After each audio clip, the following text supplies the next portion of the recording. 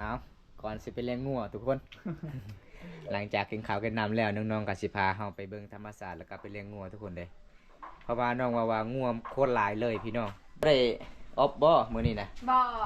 ธรรมดา โดย สู้ไหวบ่แดดบ่ ใส่เสื้อแขนยาวก็พอ เออ ไปมากๆก็บ่มีไฟฮักโดย แม่นบ่มีไผฮักนะ ปูน้อง ได้สู้ไหวบ่แดดมื้อนี้ ก็สวย สวย เขายังบ่หากันยังอดได้ นี่ แดดซ้ำนี้คือว่าธรรมดา เอาธรรมดาก็สู้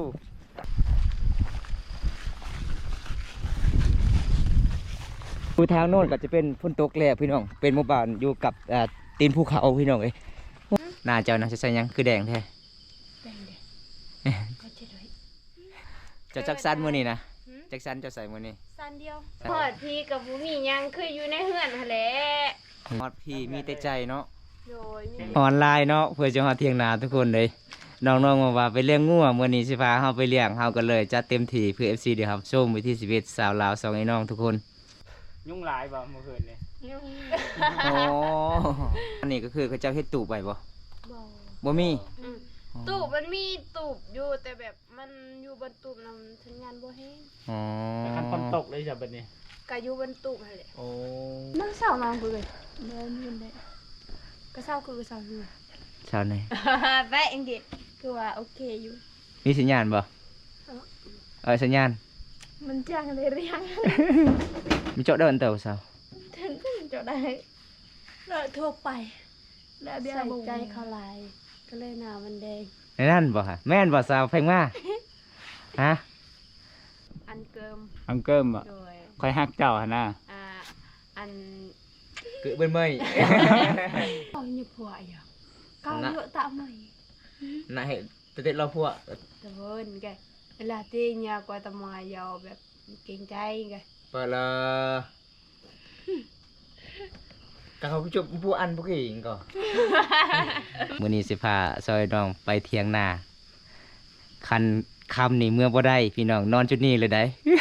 ได้ นอนได้บ่ โดย ว้ายอีพอแม่บ่นำติ คือว่านอนอยู่นี่กะมันกะสิมียุ่งหน่อยนึง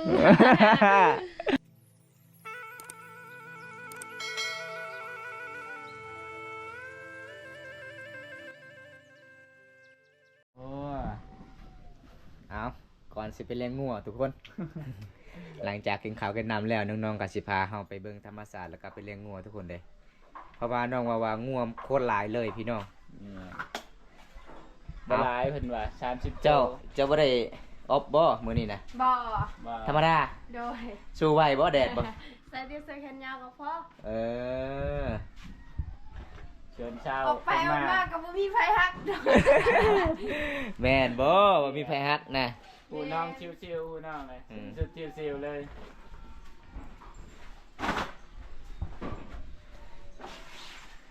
เอา ปาดจ้ะ เสืออกฟิว ถ้าเบาใส่นี่บ่ฮอดหน้าดิแกปะระวังทาง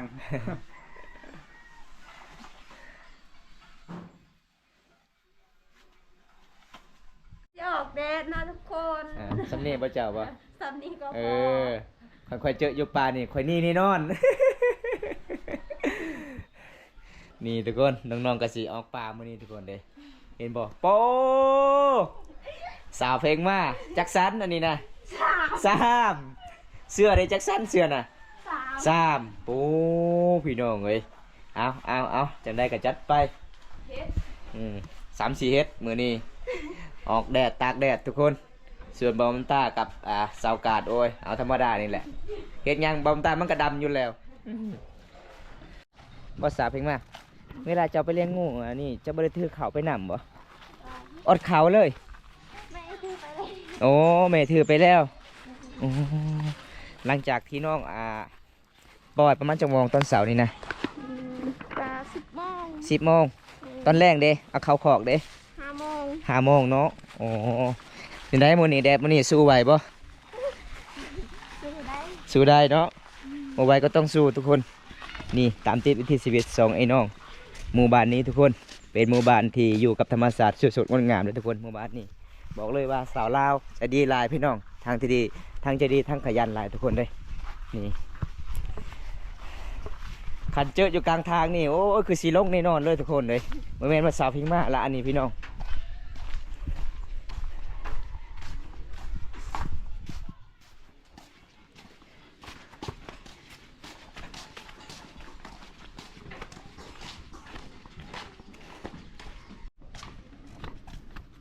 มันเท่ทางวิลเลียมเฮา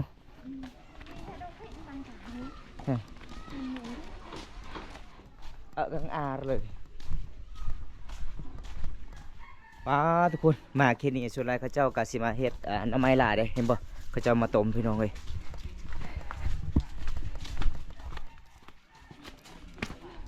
เอามื้อนี้พา FC เดี๋ยวครับชมเต็มทีทุกคนบันส่วน ตักน้ำไม้บ่โอ้พี่น้องมาตั้งใดมีแต่ตักน้ำไม้อย่างเดียวเลยเฮ็ดหยังเฮ็ดกระย่างโอ้ทุกคนไอ้นี่ก็คือไอเฟิร์นเฮ็ดกระย่างบรรยากาศย่ำตอนเต็มที่ย่างที่บอกพี่น้องมาเขตได้ส่วนหลายก็เจ้ากะมาย่างหน่อไม้พี่น้องก็เจ้ากำลังขายให้ซาเวนนามได้โลนึงกับประมาณ60,000 กีบพี่น้องนี่หมู่บ้านนี่ก็เป็นหมู่บ้านอยู่หุบเขาแต่มันมีท้องนาด้วยทุกคนเลยนี่โย่คันรถนี่ไปบ่ได้เนาะเบิ่งเส้นทางทุกคนเลยขามเซละน้องแม่นมาเซละน้องนี่นะ นำห้วยน้อยๆอ๋อปอทุกคนเบิ่งพี่น้องมาเขตนี่เขาหน้าโคตรงามลายเลยทุกคนเลยทุกคนมันแปลกเลยพี่น้องมาเขตนี้ทุกคนเลยอยู่ทางโน้นก็จะเป็นฝนตกแล้วพี่น้องเป็นหมู่บ้านอยู่กับตีนภูเขาพี่น้องเลยโอ้พี่น้องวันนี้ก็สิตามติดวิถีชีวิตน้องๆสองไอ้น้องทุกคนเข้าป่าเข้าดองมาเลี้ยงงูพี่น้องเลยนี่แหละคือเอิญว่าวิถีชีวิตแบบบ้านๆพี่น้องบ้านเฮาเอิญทุกคน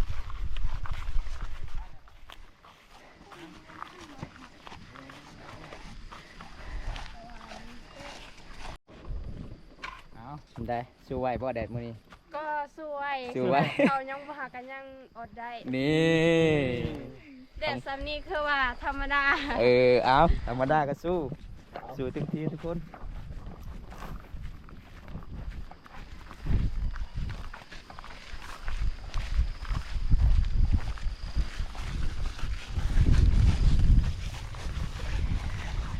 มันแปลกเลยพี่น้องเอ้ยมาเขตนี่พี่น้องเป็นมื้อที่2ที่บอมตาอัปเดตวิถีชีวิตสาวลาวหมู่บ้านนี้มื้อนี้เพราะว่าบอมตาปกติก็คิดว่าหมู่บ้านนี้บ่มีท้องนาทุกคนสุดท้ายมีท้องนาเห็นบ่พี่น้องในเบิ่งรอบๆก็จะเป็นภูเขาล้วนๆเลยเด้อยู่ทางโน้นก็จะเป็นฝนตกแล้วทุกคนเลย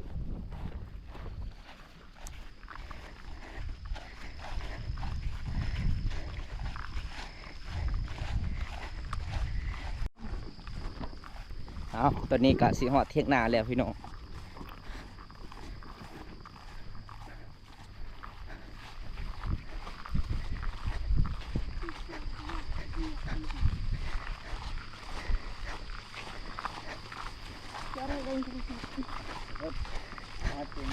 มันเล่นตาโทรศัพท์ไหม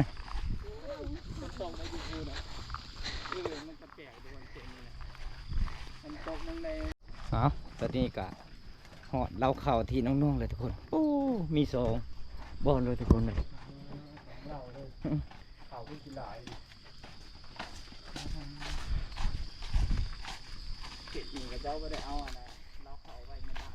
ใส่จะว่าป่าน้องป่าเจ้าอยู่ใส่อันนี้นะโอ้ปลาลายเนาะใครเบิ่งปลาลินอยู่หันลายเลยโอ้น้องปลาพี่น้อง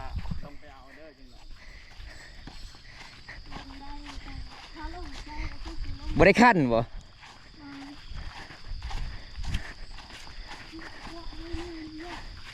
ยังปวดน่ะเริ่มแล้วเริ่มจมแล้ววันนี้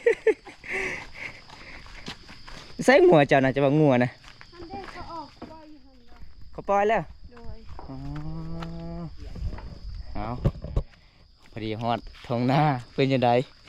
ก็ได้อยู่ ได้อยู่ เคยออก สวยอยู่เนาะ เคยออกมาตลอดตอนดำหน้าก็ดำหน้า โดยดำอยู่ปีนี้ดำมือเดียว โอ้เป็นไงแล้วไว้ แล้วไว้เพราะว่า จางเอา แมนและนึงมากอะมาแต่สวรรค์ศาสตร์หน่อยหนึง อ๋อ ตอนเขาดำว่าแบบเบี้ยงยังบ่แล้วก็เลยแบบอยู่ต่อ อืม จากเขา เด้อ ก็คือเจ้าจ้างก็คือเจ้าได้เงินที่เจ้าเฮ็ดงานบ่ โดย โอ้แสดงว่าใจดีหลายเนาะเจ้าเนาะสวยเวียกอีพ่ออีแม่ ว่าธรรมดาอยู่ เก่ง เก่งหลาย ขับรถก็เก่ง เก่ง รถใหญ่ก็เก่งได้ บ่ เห็นบ่รถใหญ่ตารางนะ เจ้าบ่ขับบ่ บ่ บ่เป็นเนาะอันนั้นน่ะคันขับนั่นจับไปตามเฮือนไฟเนาะ ใส่งัว เมื่อเขาออกไปอยู่นอกแล้วประมาณตีหนึงเขาก็กลับมา โอ้ เป็นได้สาเพลงมานั่งทาผู้บ่าวบ่ นั่งขึ้นคนเดียวคือคนเวียดเลย อันนี้ก็คือเที่ยงหน้าของน้องๆทุกคนเลย นี่บ่มีสัญญาณเลยเนาะ มืดตึบเลย บ่มี บ่มีเลย แต่ญี่ปุ่นน่ะมีโทรศัพท์ธรรมดามีอยู่บนนั้น อ๋ออันนี้ก็แม่นหน้าน้องเบิด แม่น โอ้นานหลายเนาะ โดย ปีหนึงได้เป็นร้อยเลยเนาะ200 ได้ เลย อยู่แม่น ได้ลอยเนาะ โดย อืม สุดยอดทุกคนนะถ้าผู้ใดเป็นเคยเนี่ยบอกเลยไทยนาวาวุ่นเลยอ่ะ คือแบบ ยังปาดแล้ว บ่ไหวแล้วเพิ่นว่าเอาเพิ่นสิแก้แล้วบัดนี้ ไปนั่ง บ้านบ่ที่เทิงเนี่ย ใช่ดังว่าเป็นเรื่องงัวฮะก็เจะบ่ได้ให้บ่เจะบ่ได้ไปเรื่องงัวนะบ่ได้ไปจอบนะ มาในกินปีให้เอาบ่เอาที่ได้เอ็นเก็บอยู่ในหลือไม่อย่างนั้นน่ะเอาบางอันมาก็บ่ได้แต่มันไปตามกันอย่าไปจ่ายกับคุณดื้อจัง เอาอันนี้ล่ะเที่ยงหน้าสองไอ้น้องมานอนทุกวันทุกคนอันมีผู้บ่าวนี่ละน้องสิพาไปนอน คันเวลาดำนานี่นอนบ่นอนจุดนี้บ่ บ่แม่ มีแต่แม่แล้วก็ไอ้พ่อ ไม่มีไผนอน ไม่มีใครนอนเลยบ่อ๋อ เอาสวนสาเพลงมาบ่ไหวแล้ว เกือบ แหงดอกอ่ะ เกือบบ่ แหงออก หน้า แดดแหงแดงเนาะ แม่น อ๋อ จักเข้ากว้างแห่งแดง จะใส่หยังจ้ะหน้าเจ้านะจะใส่หยังคือแดงแท้ แดงเด้ก็จะด้วย จะจักสันมื้อนี้นะจักสันจะใส่มื้อนี้ สั้นเดียว สันเดียวสาพิงมาซี่ข่อยเบิ่งทรงก็ซี่เสื้อก็ซี่ เอา แสดงว่าน้องก็ถือบ่ไหวเนาะ เอื้อยเป็นเอื้อยเด้ โอ้มื้อนี้บ่าใส่มาฮอดเชียงหน้าเฉยเดี๋ยวมื้อหน้าก็ได้เห็นอีกแล้วนี่ สิมาช่วงเกี่ยว มา ข้าว หอดพี่กับบุมีหยังคืออยู่ในเฮือนหั่นแหละ อืม ก็มี เชีย แต่ งหน้าเรา พา เป็นใหญ่ๆทุกคนเลย มาฮอดพี่มีแต่ใจเนาะ โดยมี เชียงหน้าเราก็ซ้ำเพื่อนได้นี่เชียงหน้าใหญ่ๆทุกคนเลย เขียนเนาะเกี่ยมอ๋อเนี่ยจุดตี นี่ละพัดลมน้องสาวเพลงมาเห็นบ่เอาส่วนสาวกากสิแก้คือกันแล้วบัดนี้ หอนลายเนาะเพื่อจะหอดเที่ยงนาทุกคนเลยน้องๆมาว่าไปเลี้ยงงัวมื้อนี้สิพาเฮาไปเลี้ยงเฮาก็เลยจัดเต็มที่เพื่อ FC เดี๋ยวครับชมวิธีชีวิตสาวลาวสองไอ้น้องทุกคน ไปเลี้ยงเสมอเลยเนาะอ๋อคันอ โด ยู่ ย เพื่อนโอ้เลี้ยงเคยน้อง โดย ว่า การแล้วแต่มือสะดวกบ่สะดวกก็แล้วไป นี่คือกันว่ามือบ่สะดวก มี ค่าเล่นโทรศัพท์ เล่นโทรศัพท์ก็บ่ได้เนาะบ่มีสัญญาณเอง แม่นมีแต่ไปลิ้นกลางคืน อ๋อ เพราะว่ากลางเว้นมันฮ้อน มันแดดนะฮะนะ เอ้าแต่ โอ้เดี๋ยวมันแรงบ่ใส่ที่ขึ้นไปเบิ่งยุ่งหลายบ่เมื่อคืนนี่ ยุ่ง อ๋อ เขาบอกว่าอันน่ะอย่าลืมเอายากันยุงไปเด้อยุ่งหลาย จุดบ่มีสัญญาณนี่ก็คือเขาเจ้าเฮ็ดตูบไว้บ่ บ่ บ่มี อืมตูบมันมีตูบอยู่แต่แบบมันอยู่บนตูบนำสัญญาณบ่แห้ง อ๋อ แต่คันฝนตกเลยจ้ะบัดนี้ ก็อยู่บนตูบนั่นแหละ โอ้ บางทีก็ตากฝนเนาะ ตักคนเลยความอยากเล่นเนาะ ลำบากอย่างเดียวก็คือบ่มีสัญญาณเนาะ บ่มีสัญญาณ เส้นทางเข้าหมู่บ้านทุกคนเลย ยังชาวเป็นนะ นี่เบิ่งหน้าน้องนี่โอ้ยนี่เอานี่ไก่สิเริ่มแล้วเต็มแล้วเหือวันนี้ทุกคน มันเศร้าน้องกูเลยเดินยืนได้ก็เศร้าคือเศร้าอยู่ ชาวไหน แป๊ะเองดิคือว่าโอเคอยู่ ไม่ก็ชาวได้ไหม ก็ได้พวก cái sao lượn đấy cái sao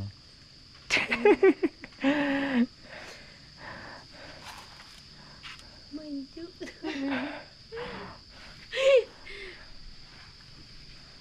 มีสัญญาณบ่สัญญาณ มันจ้างเลยเรียง เอ้า เป็นอะไรกันคือแกเรียกกันเลยภาษามาจ้ะเรียงคือ มีchỗ đơn tàu sao ถึงก็จะได้เลยทั่วไปและเบี้ย ใส่ บุ ใจเขาหลายก็เลยหนามันแดง ในนั่นบ่ฮะแม่นบ่สาวเพ่งมาฮะใส่ใจเขาไล่รีบบ่ อืม เห็นบ่ นี่ก็คือเบื้องหลังของยูทูบเบอร์เด้อ เอาจัดพี่น้องเอ้ยมื้อนี้สิพาซอยน้องไปเถียงนาคันคำนี่เมื่อบ่ได้พี่น้องนอนจุดนี้เลยได้ ได้ นอนได้บ่ โดย ว้ายอีพ่อแม่บ่นำติ ก็ว่านอนอยู่นี่กะมันกะสิมียุ่งหน่อยนึง ยุงก็บ่ยานคนสิไล่โลดยุงนะ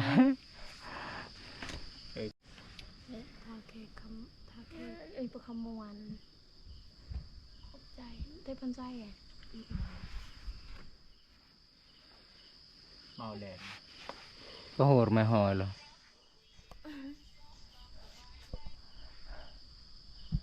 จะไปมาเต็ม เข้า เลย กล้องจนบ่จื้อ เบิ้ลเพลงไงเกาะของเกาะน้ำไตสนุกเนาะเพลงเดียวแบบไม่เปิดสัญญาณให้ไอ้กีตึงเฟซเนาะ เอาทุกคนเลยมื้อนี้นั่งเล่นแอนกับน้องสาวคนสวยพี่น้อง จุดนี้มียุงหลายทุกคนระวังเด้อมาจุดนี้พี่น้อง เอาคนตีใหญ่ๆโลดมาตี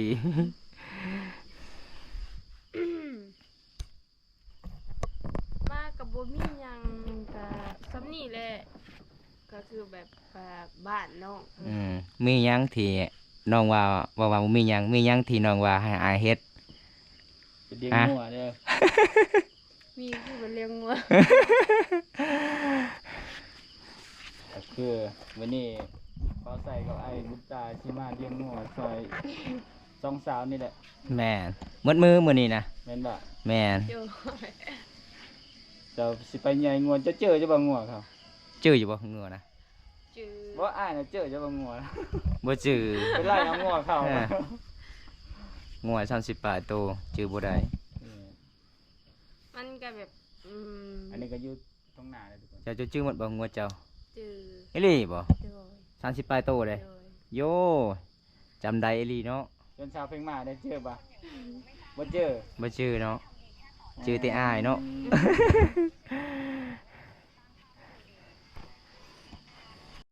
ใส่กันแดดมาแต่บ่ได้กันแดดแต่นี้ กันนอน โอ้ยทุกคนมาหอดเที่ยงหน้าแล้วทุกคนเลยก็คือธรรมชาติอีหลีนะบ้านหน้าน่ะหน้าน้องน่ะธรรมชาติอีหลีต้นไม้หลายเนาะยามเกี่ยวข้าวนี่เย็นสบายเลย โดย มีมะขามบ่ไปหามะขามมากิน มี มีบ่ โดย แต่จักสีลายหรือบ่ อืม โลกบาเดินจีโลกบาเดินกึ่งก็จะไม่ก็จะด้วยโอเค เป่าชาคาเมนแล้วบัดนี้ อันใด กินข้าวก็ได้ อันเกิม อังเกิมอ่ะ โดย คอยฮักเจ้าหั่นน่ะ อัน cứ bên mây ยังใดเอาสอนภาษาเวียดนามให้ฟังเนี่ย มันสิเคินหน่อยหนึงอ่ะ จังใดล่ะ เตือนไปเนาะ อ๋อลืมแล้ว em yêu em อันเดียวแอมคง อ๋อเป็นภาษาเวียดนามด้วยทุกคนเนี่ยภาษาไม่พูดหรอก เนี่ยเรื่องนั้นนะเดี๋ยวไปแกะตะแกรงเนี่ยตะแกรงจริง berapa lah เจอผู้วะเลยจิ berapa tên à อืม ๆหนูได้ ก็อย่าผัวอย่า ก้าวเยอะตามหน่อย này tết lo phụ đồ ngày lo phụ แต่เพิ่นแกเวลาที่ยากว่าตะมายาวแบบเก่งใจแก và là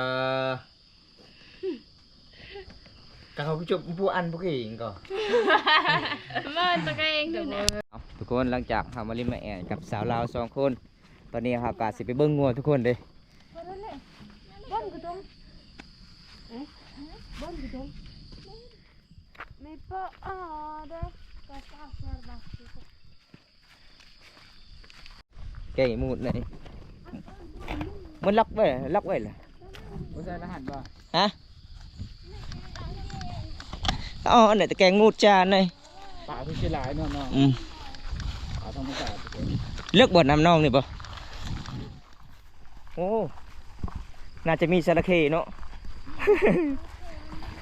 บ่มีเนาะมีแติปลาอย่างเดียวแล้วก็กระปิงบ่มีบ่โอ้บ้านซื้อลายได้ปิงเด้ปอมะขามโคตรดกเลยทุกคนนี่มะขามหวานบ่น้อง ส้ม โอ้ จ้าอายุตายกินแมลงบ่ได้น้อง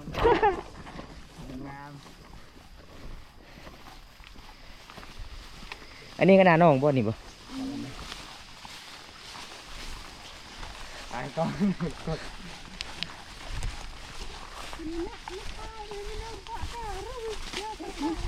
เอาตามตีวิธีชีวิตสาวเรา2 คนพี่น้องเอ้ยเพราะว่า FC หลายๆคนเป็นย่างน้องคือสวยไล่แท้อยู่ในเมืองบ่แม่นทุกคนเลยนี่ล่ะตามป่าตามดงพี่น้องมื้อนี้น้องๆก็ไปเลี้ยงงัวอีกพี่น้องเอ้ยคันบ่ได้เลี้ยงก็เฮาก็บ่ได้เป็นสาวโสดต้องช่วยเวียกอีพ่ออีแม่ น่าทำไปเห็ดตอนทำที่กิน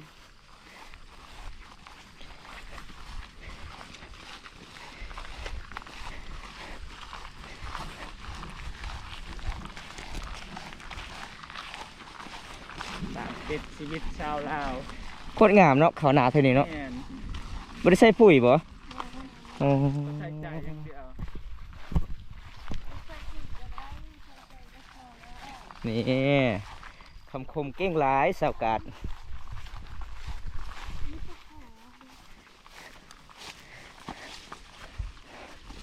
โอ้โคตรหลายเลยเนาะท้องนานี่ก็จะบ่ได้เฮ็ดเลย เป็นเห็ดบดเหมือนโซความร้อยเลย เบิ้งพี่น้องแหนมเบิ้งทางใดมีแต่ภูเขาล้วนๆเลยทุกคนเลยเห็นบ่สุดยอดพี่น้องหมู่บ้านนี่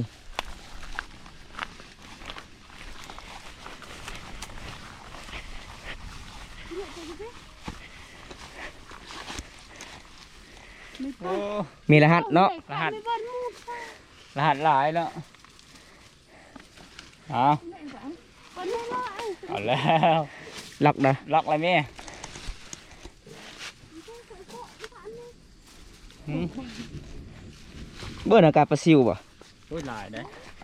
โอ้กระหายอากาศนะฮะนกต่อม่วงตลอด นี่มือเอาไปนะครับดับ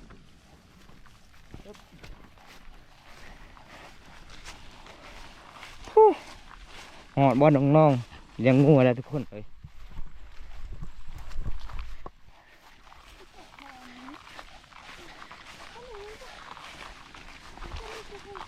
เบิ้งพี่น้องเข้าในหมู่บ้านนี้ก็นั่นเขาเจ้าบ่ได้ใส่ปุ๋ยได้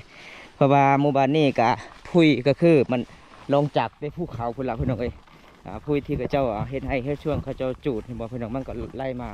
สู่ทุ่งนาพี่น้อง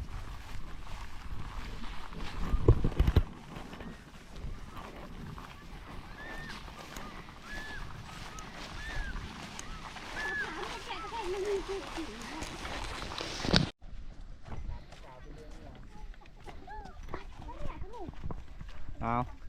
ตอนนี้ก็หอดจุดบอลทีน้องไปเลี้ยงงัวแล้วทุกคนเลยสาวกาดว่าจำได้เบิดงัว30 ปลายโต ใส่เบิดงัวจะนะจะว่าจำได้ อันนี้นะซื้อนี่ได้อ้าว มันบ่มีซื้อ บ่มีซื้อ บ่ได้ตั้งซื้อเหรออ๋อนี่น้องสายเพิ่นทุกคนเลย นี่บอกงวดนะ โอ้ย โอ้ เบิ่งนี่ก่อน แต่บ่มีชื่อ บ่มีซื้อ โอ้บ่ มีแต่ซื้อกาดกับเพลงมาเนาะ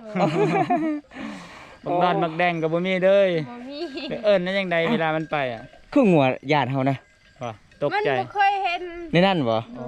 อ๋อ เอาละเด้อเจ้าเด้อตกกระจาย เอาเบิ้งพี่น้องมีแต่ภูเขาล้วนๆเลยทุกคนเลย แม่น อาจจะเป็นสีเหลืองๆจะเป็นไฮของสามหมู่บ้านพี่น้องโซนนี้ก็เป็นช่วงที่เขาเจ้ากะสีฮูดเขาให้แล้วพี่น้องเห็นบ่วิถีชีวิตหมู่บ้านนี้เขาเจ้าก็ดำรงชีวิตแบบเดิมทุกคนอันนี้ก็คือแบบห้อยอย่าได้มันสิย่านเฮาเนาะ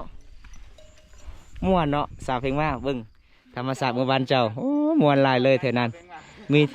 ตกใจ โอ้ยจะระยะ เคยออกหน้าอีกเทื่อ เคยเป็นแบบว่าคืออ้ายเป็นคนแบบมาแต่นอกอีนี่เนาะแบบเราบ่เคยเห็นก็เลยญาติ ตกใจ โดยตกใจ บ่ได้ลาวนะงัวบ่ฮะ เก่งเนี่ยไปปอยาเจียดออกโทรศัพท์คือเอิงไปไหนปะ โอ้ฝนตกอีกแล้วทุกคนทางนั้นปู้พี่น้องเอ้ยสิอยู่ได้บ่มื้อนี้ สบายเลยอย่างนี้ ฟ้าห้องฟ้าเรื่อง เย็นสดชื่นเลย qua lệ cũng quen gì ạ cái đơn gọi là kỳ cực không cái gì nó người ta nghe cái nhà cá phải